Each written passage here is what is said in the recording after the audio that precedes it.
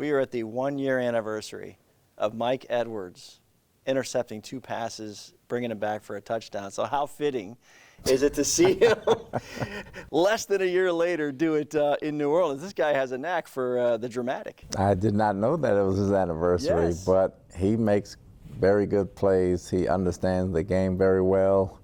He sees the game very well. Normally, like no other player, he almost sees it like a coach, you know, or an offensive player. He can see things before they happen, and he can put himself in position to make that play. Once you were able to get that touchdown and then make it a 2-score game, now you put them in a passing situation. Was that kind of what the defense was waiting to have happen, or did something happen as the game went on where they started to see Jameis's route, you know, the routes and that a little bit better? No, we knew that they were going to try and control the football. We have never played them really when we had the lead to make them open up and start throwing it where we could tee off. And when we got ahead for 2 scores, you know, other than the playoff game, that was really kind of the first time we had them behind the 8 ball and they had to open up, and then we didn't have to open up, and we got to tee off and make some plays. Why do you think the recent matchups in this series have been so, you know, just two, you know, battles and low scoring and defensive, you know, battles?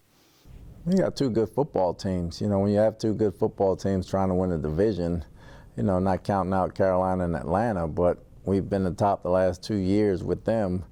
It's going to turn into a dogfight. So, you know, every possession counts. Everything means something. Everybody comes in the game a little more excited than they normally would in a normal ball game.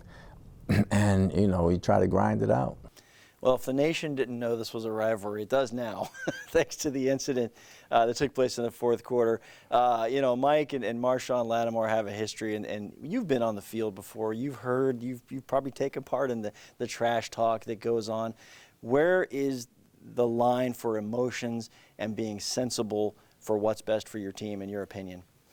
Well, you cannot get suspended and go over that line. You can talk.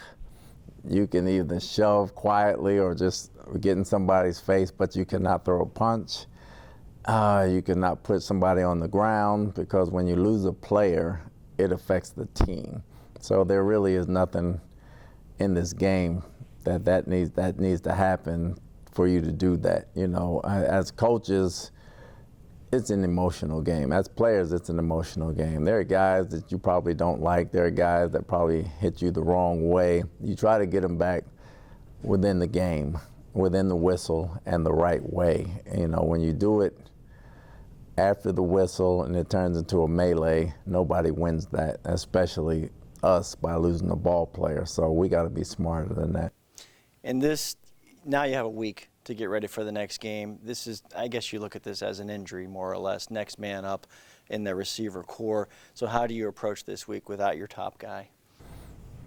Well, we had injuries last week, so it's top guys, so to speak, at that position. We can't afford to lose another guy. We're going to wait, and we got guys on the practice squad that can step up, Geiger and Tompkins, and we'll bring these guys up and get them to work. We got depth for a reason, but there's still no reason for us to lose the top guy that way. Left tackle, you go in with option 2.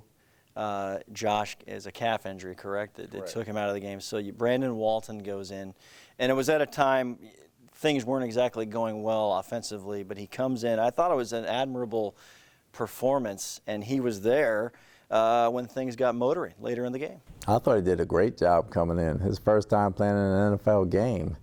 He came in, he fought. Was he clean? No, there are things to clean up. I'm not saying he was perfect by no means, but I thought he battled. And that's all you want, somebody to come in there and battle. And he did everything he could to keep the guys off of Tom. I thought he didn't flinch. He didn't have any mental errors. I thought he did a good job.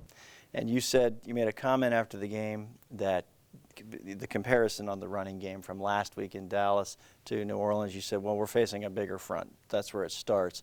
Now, have you seen enough of a sample to have your identity on offense, see what you guys really are 2 games in? Not yet, no. I mean, it takes about 4 or 5 games before you decide to see who we are. And you got to get people healthy. And you don't know who you are until you have everybody out there full time. So we're still looking for that identity. But in the meantime, we need to clean up things as far as third down, red zone. We turned it over once, short yards we got to clean up, and we got to clean up the run game defensively.